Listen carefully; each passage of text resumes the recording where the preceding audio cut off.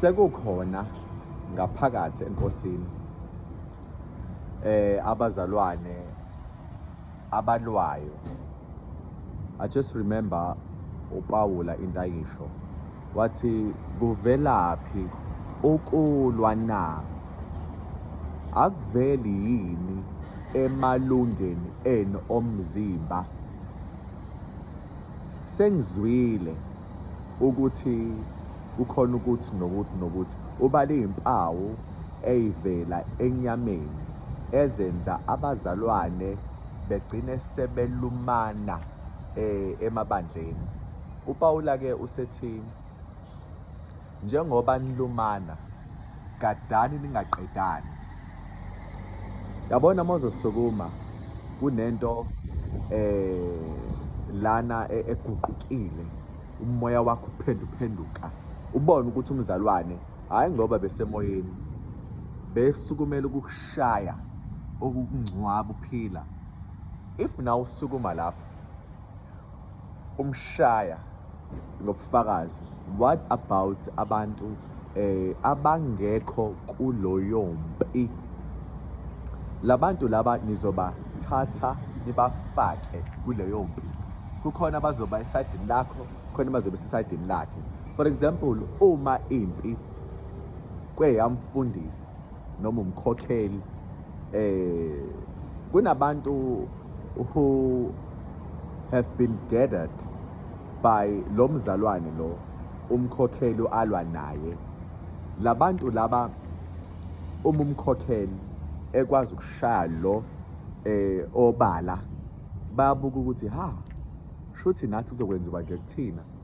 And kunabantu ke abangakwazi ukubekezela, bebekezelele into engekho, abasuka same time behambe bekwenye indawo. Ngeke abantu baphoqa ukuthi behlale lelo gatsha. Maningi amakamera enkosini. Uma ikamero sekugcwele nje into engathokozisa ukuhlala kuyona leyo ndawo, umuntu uvumelekile enkosini ukuthi ahambe kwenye indawo, and abazalwane kumele sibacindezele. So la sithola ukuthi because of umlilo kaNkulunkulu, because of ama-revelations avela kuNkulunkulu, kuvuka ubutha ngenxa yomona. Ukulwa qala lapho. Abaprofethi abazenzisayo abazosukuma beprofethe into engekho ngenxa yezindlo zabo, ngenxa yeinhlebo, ngenxa yamanga, to try and overtake or a divine purpose yomunye ukuze kusebenze i-message compromised, hayi le eyiqiniso edinga uNkulunkulu okuyiyona abantu abayidingayo abayizele enkosini. These things are happening, and to be honest enough, into ayisho uJesu yathi kumele ngikhulume iqiniso, isithombo esingatshalwanga ubaba siyakusishulwa. uJesu lapho ayikhuluma ngoba kwakukhona ekhulumile bathiwa abaFarisi badiniwe ngoba wena babona ukuthi ukhuluma ngabo. uJesu akusho lokho. We have to come into conclusion yokuthi it's truth or nothing. Yabona, we are living in a time where already uNkulunkulu uyahlukanisa nezwe, izinto esi-attached kuzona uyayisusa kuthina, and nabantu who have been separated from the world, i-message yabo ngeke izifane neyezwe ngoba eyezwe ayikho strong. Eyezwe ithi everything is alright, you have a right to believe in whatever you want. That is not up to a true Christian. That is not up to a true Christian. I've heard that message for quite a long time. Isho abantu abayibiza ngokuthi baba bishop abafundisi, and I stood up to them. I had to, but obviously with respect. Ngaqala ngabatshena ngathi that is not the message we should preach. But wazini when we pobodlwane ngathi at least kulotshiwe le oyishoyo ukuthi kumele sikholelwe kuJesu nokuthi that is not the message we should preach. And uma ngibona ukuthi hayi sebeyayifaka ngempela lento yabo, that is when I started fighting against them openly in front of everyone. Indawo engiyisebenzayo babonake ngoba ngiqale ngakhuluma nabo kancane, bona basibaqinisa bayafaka le message, ngase ngikhuluma kakhulu ukuze abanye bebone ukuthi kukhona abalwela ubungcwele baNkulunkulu. Yabo, if sonke sizothula sihlale phansi simvumele umfundisi asiphakela ama-drugs noma siphakela ugoloko noma siphakela utshwala sonke ngeke sikwazi phela ukuthi siye eNkulunkulu. Abanye bethu bazophela amandla endleleni bethi kungcono ngisasezweni. Ezweni lento le bengiyenza ngoba ngingaphandle ngekho enkosini. Enkosini I expected into different, kodwa still ngithola lento ngithola ezweni. The message yam today is very personal. Ishaya both sides. Kwa mina iyangishaya. Reason is izwi laNkulunkulu lifana nenkemba esika nhlangothi zombili. Lihlaba lahlulele izizindlo zenhliziyo, lihlolisise imicabango yomuntu. Ingakho la uma ngikhuluma nami nawe futhi uma ngikhuluma nawe, leli izwi leli liyangikhokhela nawe lakukhokhela. Okujantshwe esitimela akasuki ukuze ngafi. Ingakho la kubalekile ukuthi yabona uma umpheki efundisa ingane ukuthi ikwazi ukushaya ibhodwe, uma ingane isishaya ngempela ibhodwe isidlula umpheki akangadinwa ngoba yena ofundisa ingane kunalokho akajabule ukuthi ingane yakhe iyakwazi ukupheka i-teaching yakhe. So kunabantu nje who are working closer with God, abazokuzela nezambulo, abazokuzela nama-solutions, ingoba ba-closer noNkulunkulu. When you are distant kuNkulunkulu, noma ngabe kuthiwa uhlezi ukwi-service esontweni, if you are distant kuNkulunkulu kunezinto ngeke uzuyithole. Kuneyimfihlo oyithola uma uzilile for 10 days. Kuneyimfihlo oyithola uma uzilile for 20 days.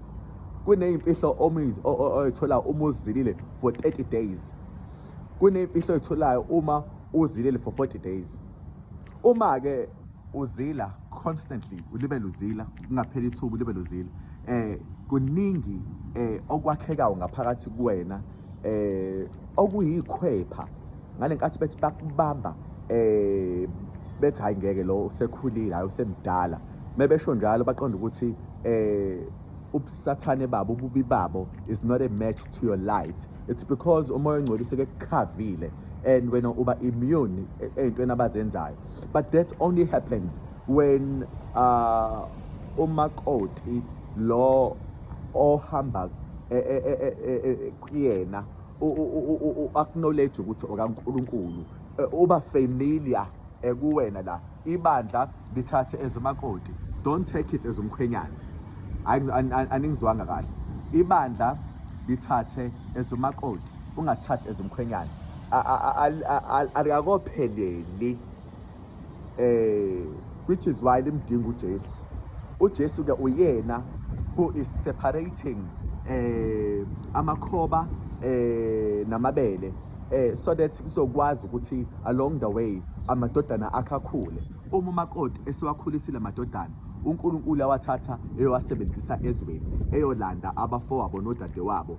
Amadodana kaNkulunkulu akumele anqotshwe yizwe, which is why la we must do away ngezinye imfundiso glorify uMaria.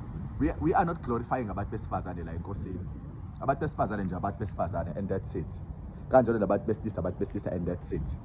uKristu uyena esemshumayelayo. Asimile ngoPaul, asimile ngoJohane, asimile ngoMateyu, asimile ngami uSizwe wakaNtuli, asimile ngawe umfundisi noma umelusi noma prophet, asimanga ngamuntu, sima ngoJesu. So people must not get confused. Ngoba uma sizothi uMaria mkhulu ngoba uyena ozala uJesu, si-confuse le revelation ekwisambulo yowesifazane ozala indodana, indodana yafuna ukutshontshwa yasekhushuselwa ezulwini, si-confuse nokuthi umuntu wesifazane uyena omkhulu. Kahle kahle uJesu uyena omkhulu, umbuso wakhe iwona ozohlula udrago nezinto eziningi. Lo wesifazane uzelwe njengathi, njengenyama, but we both know, noma we all know ukuthi uJesu yena wavela ezulwini. Umuntu ovela ezulwini mkhulu kunabo bonke abasemhlabeni, nobufakazi bakhe ngoba uyibonele uyizwele yena bukhulu nobabantu bonke. So we cannot deny that. Uma sithatha udumo sithi yet Maria, noma uMaria uyena omkhulu, then uJesu ohlezi ke emncane ezelwe umuntu njengathi, ngoba abantu abaningi bathi uJesu uzelwe umuntu njengathi, which is untrue. Ngikhuluma la ngeyimfundiso and nokulwa kokubanga ukuthi iyiphi teaching ekumele idominate. You cannot be right all the time. I always tell myself ukuthi you cannot be right all the time, and ngeke ube mkhulu. Uma ufuna ukuba mkhulu kunabantu bonke, zibuze ukuthi umoya kabani loyo. Uma ufuna ukuvela ungcono kunabantu bonke, zibuze ukuthi umoya kabani loyo. Uma umzalwane unoNkulunkulu ngempela, you will have to accept abanye abazalwane the way they are, bebabi, belungile, benjalo, and not try to change them or ukuze wena ubonakale above them. Hey, ingakho ke umoya kaSathane sezama ukulwa nawo uma siwubona emabandleni, ngoba ufike wenza uqhekeko ngalenkathi uyibona wena njengomuntu sebekususa kubona exokwini, noma wena ungasafani nabo, ungasakhuluma into efanayo neyabo. It means wena uNkulunkulu sekukhethile, it means wena uNkulunkulu sekususile. Mzokwane sesinyamalala lemhlabeni, sesihlwithwa, kuzobe sekuwesibili kahle kahle ngokamoya sesikade sasuswa kulelizwe ngokamoya. Kodwa ke ngalolu suku sehlwithwa vele besingabona bezo, noma besikade sikhule nabo, ngoba phela kuthiwa akukhule nokhula. Kodwa ke abalimi bazoza bezoqoqa amabele, which is why la kumele understand ukuthi uma abantu bengasakuthandi, vele ngeke uzuvele uyizwe ukhazimula njengalo, ngoba wena usukhethwe uNkulunkulu. I-majority abantu abahamba noNkulunkulu ezweni babukeka bebabi, abanye babizwa ngamagama amabi, because isimo sabo siyasabeka esikaNkulunkulu. Esezwe siyadleka siba sihle ngokwezwe, ngoba phela basuke labantu laba bengenabo uNkulunkulu, vele abanabo uNkulunkulu. Which is why la wena mono uNkulunkulu uzosondeka, bazoze bethi uyathakatha, bazohlezi befuna ukulwa nawe. It's just because unoNkulunkulu. But uma sesila esontweni siphinde futhi silwe sodwa, kanti ke wena uzophumula kephi? Ngoba nakwakho ingane izolwa nawe, umkhweke kuzolwa nawe, noma hlasimpe umakoti uzolwa nawe, noma umakhelwane bazolwa nawe, yonke indawo bazolwa nawe ngoba unoNkulunkulu. Ukuze ke uwakhe i-atmosphere noma i-environment that will work for you, khuluma iqiniso all the time, khuluma iqiniso, or else kuzodominate ubumnyama noma kuzodominate uSathane.